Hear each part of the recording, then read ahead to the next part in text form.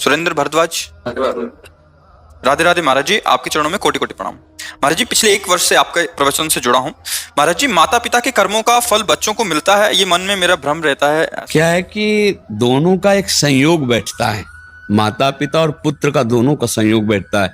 अब जैसे पुत्र पापाचारी है और आपका कोई पिछला हिसाब भोगना है, अब वो ऐसे कर्म करेगा कि आप जलोगे, आप दुख पाओगे।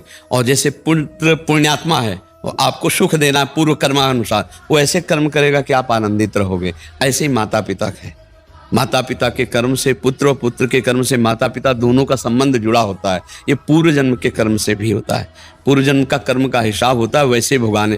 कोई ऐसे पुत्र आते हैं कि जन्म से पैसा खर्चा करते करते बाप को ऋणी बना दें, और कोई ऐसे आते हैं मेहनत करके माता पिता को भगवान की तरह पूजते हैं, सुख देते हैं। तो इन सब जगह देखा जाता है कि कहीं ना कहीं कर्म होते हैं, दोनों के कर्म के संयोग से ही परिवार में आना होता है। मान लो पुत्र जो आ रहा है तो पिता भी रचना उसी के कर्म के अनुसार वैसे ही पिता होगा। कोई पिता है कि अरबपति खरबपति, कोई बेचारा लेबरी करके कमाता है और जीव उसके यहाँ पुत्र बनता है, एक उसके यहाँ पुत्र बनता है। एक मेहनत से कमाकर अपने पिता को सुख और एक कमाई हुई संपत्ति का नाश करके विलासिता में दुख प्रदान करता है। तो एक कर्मों के अनुसार होता है, इनमें दोनों का कर्म संयोग रहता है, दोनों का संयोगित कर्म रहता है। अगर पिता पुण्यात्मा है और पुत्र पापात्मा है तो कोई ना कोई पूर्व का पाप है, उसे भोगना पड़ेगा। अगर पिता दुष्ट स्वभाव का है और पुत्र सही स्वभाव का है, कोई न कोई पाप ऐसा है जिसको ऐसा पिता मिला, क्योंकि दुख भोगना पड़ेगा उसे।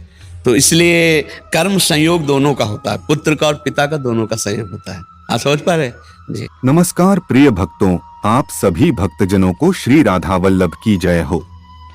इस सत्संग में मंत्र चौपाई और नाम जप के माध्यम से समस्याओं के समाधान की बात की गई है। कैसे हमारे कर्म और भगवान प्राप्ति से ही हमारे दुखों का समाधान होगा।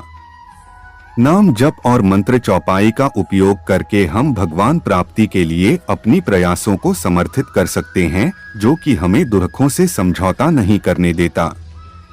भगवान के नाम का जप करने से हम दुख सहने की सामर्थ्य प्राप्त करते हैं और माया से मुक्त होते हैं। इससे हमें आनंद और शांति की प्राप्ति होती है। कर्मों को नष्ट करने की बजाय हमें नाम जप करके भगवान की प्राप्ति की ओर बढ़ना चाहिए। इससे हमारे पाप कर्मों का नाश होता है और हमें उच्चतम धार्मिक स्थिति प्राप्त होती है। हमें अपने संघर्षमय जीवन में भी भगवान का ध्यान रखना चाहिए। यह हमें दुखों से समझौता नहीं करने देता। भगवान प्राप्ति से ही हमारे सभी दुखों का समाधान होगा। हमें अपनी समस्याओं को मिटाने के लिए भगवान को ध्यान में रखना चाहिए और उनके नाम का जप करना चाहिए। धन्यवाद। आप सभी का दिन मंगलमय हो। जय श्री राधा वल्लभ की जय हो।